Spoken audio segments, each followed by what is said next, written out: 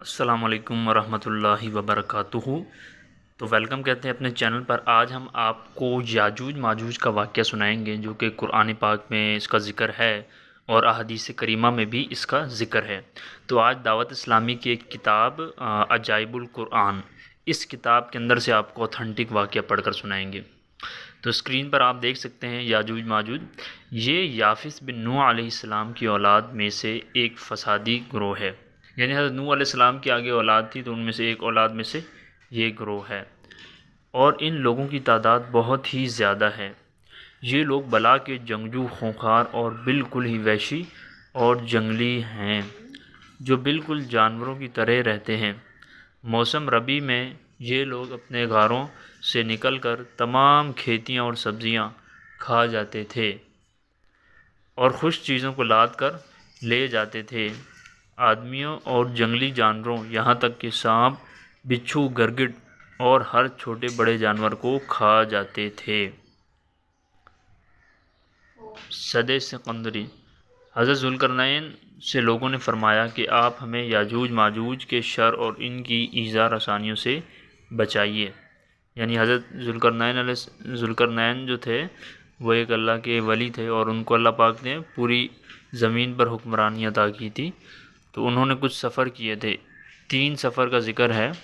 تو تیسرا سفر جہاں کیا تو وہاں پر آپ نے ایک ایسی قوم کو پایا کہ جن سے اشاروں میں باتیں ہوتی تھی، یعنی کہ وہ قوم سمجھ نہیں پاتی تھی، اشاروں سے بات کرتی تھی۔ یہاں اس قوم کا ذکر ہے۔ اس قوم نے کہا کہ یاجوج ماجوج کے شر اور ایذا رسانیوں سے ہمیں بچائیے، اور ان لوگوں نے ان کے عوض کچھ مال دینے کی بھی پیشکش کی۔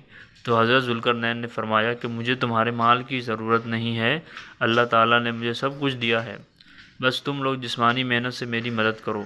چنانچہ آپ نے دونوں پہاڑوں کے درمیان بنیاد کھدوائی۔ جب پانی نکل آیا تو اس پر پگھلائے تانبے کے گارے سے پتھر جمائے گئے، اور لوہے کے تختے نیچے اوپر چن کر ان کے درمیان میں لکڑی اور کوئلہ بھروا دیا گیا۔ یعنی آپ نے ایک ایسی دیوار بنائی 2 پہاڑوں کے درمیان۔ اب یاجوج ماجوج کیا تھے، وہ آتے تھے وہاں سے اور ان کا سب کچھ لوٹ لیتے تھے، انسانوں، جانور، پرندوں، جو آتا تھا سب کھا جاتے تھے، سب پانی پی جاتے تھے۔ تو اس قوم نے شکایت کی، تو آپ نے 2 پہاڑوں کے درمیان ایک بہت بڑی دیوار بنائی تھی، اس کا یہ ذکر ہے، اور اس میں آگ لگوا دی۔ اس طرح یہ دیوار پہاڑ کی بلندی تک اونچی کر دی گئی، اور دونوں پہاڑوں کے درمیان کوئی جگہ نہ چھوڑی گئی۔ پھر پگھلایا ہوا تانبا دیوار میں پلا دیا گیا، جو سب مل کر بہت ہی مضبوط اور نہایت مستحکم دیوار بن گئی۔ اب قرآن پاک میں اس واقعے کا ذکر کہاں ہے؟ تو قرآن پاک کی سورہ کہف میں ہے، اعوذ باللہ من الشیطان الرجیم، حتی اذا بلغ مغرب الشمس سے من امرنا یسرا۔ پہلے سفر کا ذکر، یعنی یہ سورہ کہف میں حضرت ذوالقرنین علیہ السلام کے پہلے سفر کا ذکر یہاں سے یہاں تک ہے۔ پھر آگے مزید یہ سب کچھ لکھا ہوا ہے، دوسرے سفر کا ذکر سارا، تیسرے سفر کی روایات۔ اب صدِ سکندری کب ٹوٹے گی؟ یعنی یہ جو دیوار بنائی تھی ذوالقرنین نے، حضرت ذوالقرنین نے، دیوار کب ٹوٹے گی؟ حدیث شریف میں ہے کہ یاجوج ماجوج روزانہ اس دیوار کو توڑتے ہیں، اور دن بھر جب محنت کرتے کرتے اس کو توڑنے کے قریب ہو جاتے ہیں تو ان میں سے کوئی کہتا ہے کہ اب چلو باقی کو کل توڑ ڈالیں گے۔ دوسرے دن جب وہ لوگ آتے ہیں تو خدا کے حکم سے وہ دیوار پہلے سے بھی زیادہ مضبوط ہو جاتی ہے۔ جب اس دیوار کے ٹوٹنے کا وقت آئے گا تو ان میں سے کوئی کہے گا کہ اب چلو انشاءاللہ تعالی کل اس دیوار کو توڑ ڈالیں گے۔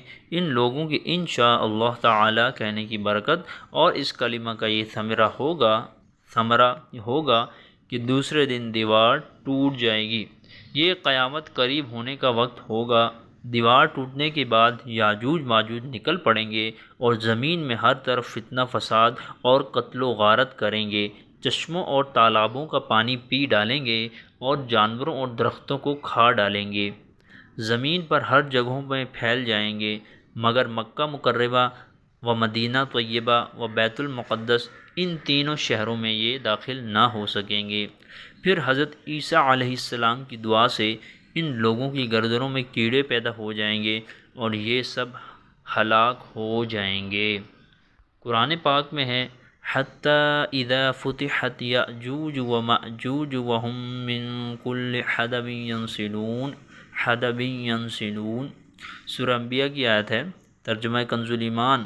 یہاں تک کہ جب کھولے جائیں گے یاجوج و ماجوج اور وہ ہر بلندی سے ڈھلکتے ہوں گے۔ تو یاجوج ماجوج کا آپ کو یہ واقعہ ہم نے پڑھ کر سنایا قرآن و حدیث سے۔ So I hope that you got this video very good, and inshallah we will make more informating things and informating Islamic